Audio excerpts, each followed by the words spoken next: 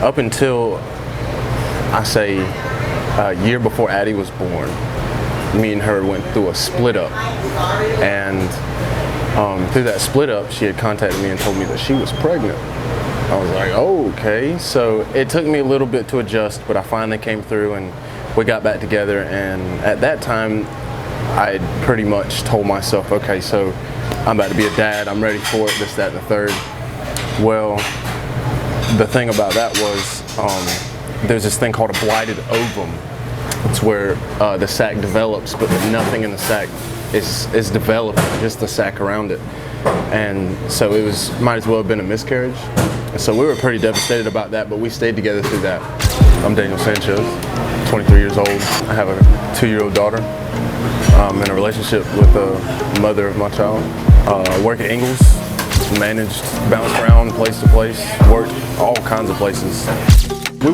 We wanted another one. We were trying for one. People ask if Addie was an accident. We tell them no, like we were ready to be parents.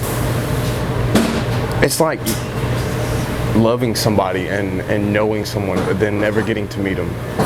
It's real tough, and that motivates you to be a better parent as well, knowing that. And I wouldn't say I lost one, because I know people that actually have had children and they were born and then they lost them. So I can't really compare that, but it'll make you drink a bottle of whiskey.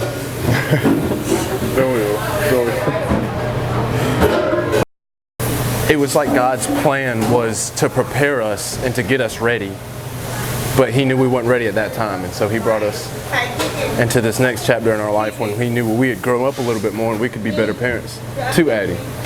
So that was an exciting feeling, to know that I was going to be a dad. Just because I didn't have really good parents growing up, I knew I had a chance to do it right. So to give you a little summary, mom met dad. Dad slung dope. Mom ended up slinging dope too. Dad went to jail. Mind you, he was illegal, so when he went to jail, he did his time in the U.S. and he went back to Mexico. So I never really knew him.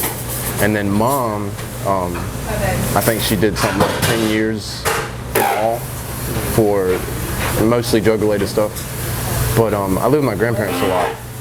And man, on, like I said, birthdays and Christmases and different things like that, man, you'll look up at the stars and wondering, like, where the hell, like, what's wrong with me? Why aren't my parents around? You know, like, did they not want me enough? Did they not love me enough? I mean, you can go really into depth with that, but it's just, it goes down to valuing what you don't have and wanting and knowing that value.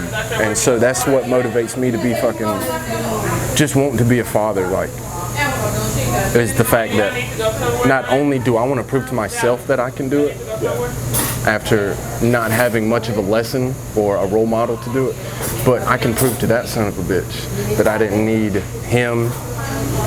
I didn't need him any of the birthdays or Christmases or anything like that to know how to be a father. Like, it just, that's a huge motivation on why I stick around and try to do the best I can with Addie, is because I've stayed up so many nights wondering, like, what the hell is wrong with me? Like I said, like, that's the mentality when you don't have a parent around. They just leave without no explanation, without writing you or anything like that. And you think about that, and you don't want your child to go through shit like that. That hits home deep. I take the littlest moments, like just doing her hair, and I value them. So it's taught me a lot about love. It's taught me a lot about how to treat people, about people that I'm intimate with, like Leah, you know, like, it's taught me a whole lot. Like, when people say I need that child a whole lot more than they need me, that's a fucking understatement, for real.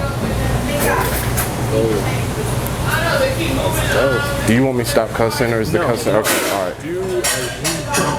Got you. And I think a lot of guys can agree with me on this. When they have little girls, it really opens your eyes to, and you start thinking about all the different females that have been in your life, and you're thinking, whoa, like, that was somebody's girl, like, that was somebody's little daughter. Yeah. And you sit in the mirror and you think a whole lot about life and about the things you've done, and Bro, I'd kill somebody over my little girl, dude. I swear to God, like, I'm ready for the day a Daniel Sanchez walks my door and wants to take my daughter on a date. That shit's not happening. Got my pretty photogenic today. Yeah, you're good. You're good. You can't try to look. That's dope. Oh, yeah? I'm sorry, Eric. No, you were totally fine. It went down the wrong pipe. I feel you.